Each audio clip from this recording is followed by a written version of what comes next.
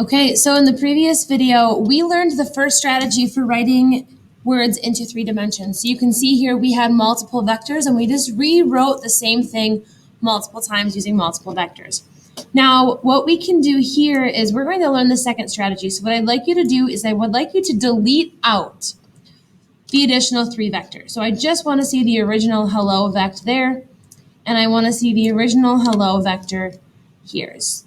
So delete all those extra vectors out. And what we're going to do this time is we're going to utilize something called the for loop. So for those of you that haven't seen it before, this will be a new experience. For those of you who have, it'll be a nice little refresher.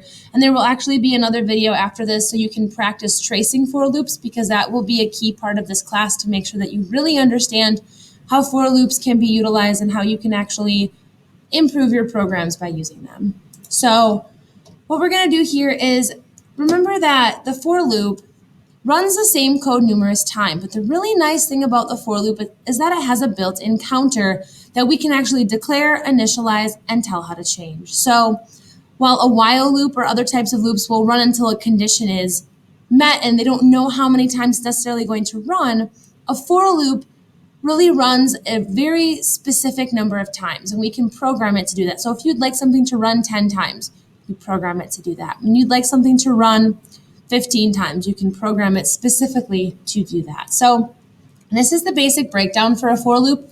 You can see here that you have for and then parentheses off to the side. Those parentheses inside of them have 3 very important pieces of information.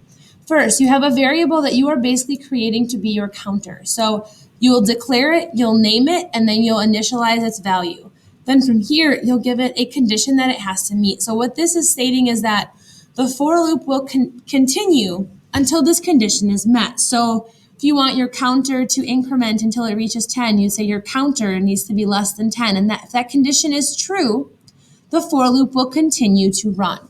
And then from here, this last piece in red is how you will actually change your variable. So maybe it's a plus plus to increment 1, or you multiply it or something like that. So you have declaration and initialization, the condition that needs to be met for your for loop to run, and then how this orange variable right here will change after each for loop run. So basically what will happen is it will come in, create this variable, check the condition is true.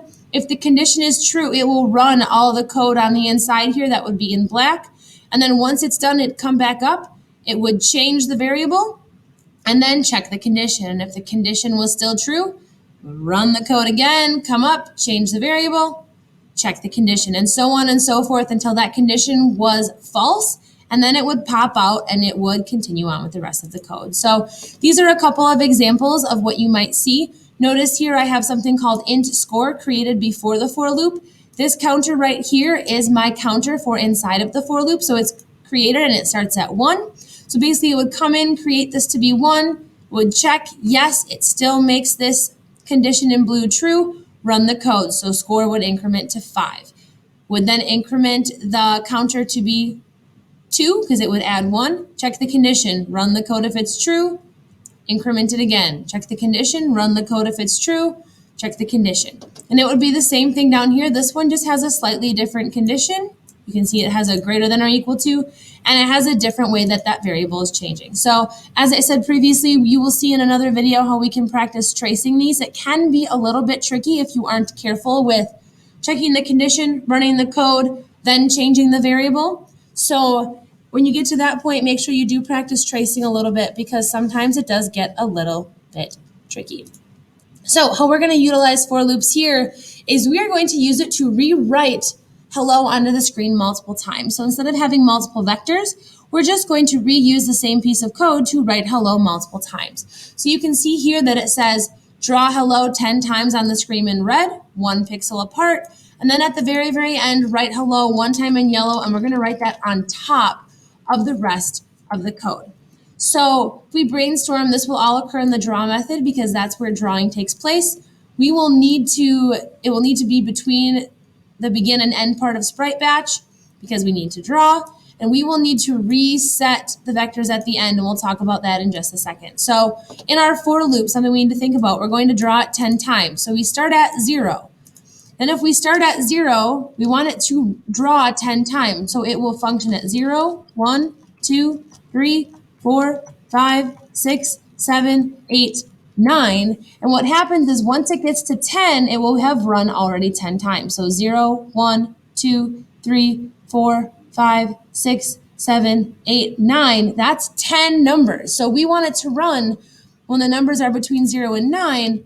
And what this right here is telling us is that when our counter is equal to or greater than 10, so you'll have greater than or equal to 10, it will stop. And that equal to part is important because if it was equal to 10, it would run an 11th time. So 10 would be the 11th run, and we only want to run it 10 times. So note that we need our counter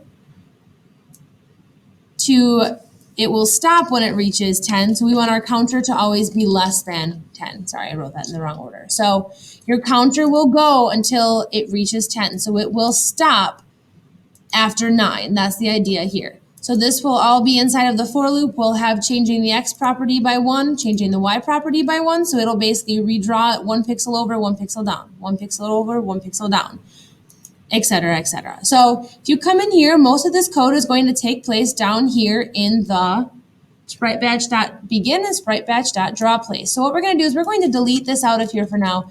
We're going to design our for loop. So we have our for loop.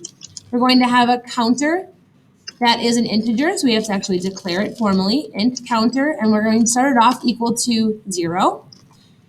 Now, each time this runs, we need to check a condition. Our counter always needs to be less than 10. We don't want it to be equal to 10 because 10 would be the 11th time that program would run.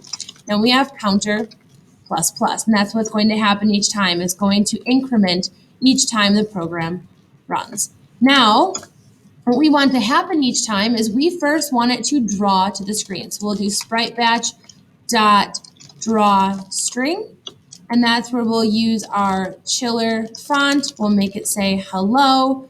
We'll use the hello vector location, and then we will have it right in the color.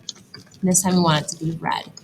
Then after that, what we want to happen is we want it to move over and down with the vector. So we'll say, okay, our hello vector.x coordinate, let's increment that by 1. And hello vector.y coordinate, let's increment that by 1. So the second time it comes through this for loop, it'll draw in a slightly different location. That is 1 x pixel over and 1 y pixel down. Now from here, what I should see is that this writes 10 times in red to the screen. Now you saw a couple of issues. First, we didn't see the yellow on top. We haven't programmed it yet. And second, hello vector ran right off the screen. So let's fix that first part where it doesn't have the yellow on top. Now this runs the code 10 times per time draw run. So it's going to come through, it's going to draw 10 times. And what we need to do to draw in yellow one time is we need it to be outside the for loop. So we want this outside the for loop, and we're going to do the same thing but with yellow. We want this outside the for loop so it only runs one time. All of this code is the code we want to run 10 times. The yellow is the code we only want to run once. So what you'll see now is you'll see the 10 times with red and yellow on top. You still see it flying off the screen. We'll fix that in the next video, but you should at least see 10 times in red. That's being repeated in our for loop, and then 1 time in yellow on the top. So at this point, if you don't see that, please call me over. I can help you. Otherwise, you can go on to the next video and I will show you how to fix that situation, or I'll show you one more time, where that code is running off the screen. And we'll talk about what's happening and what we need to do to actually fix that.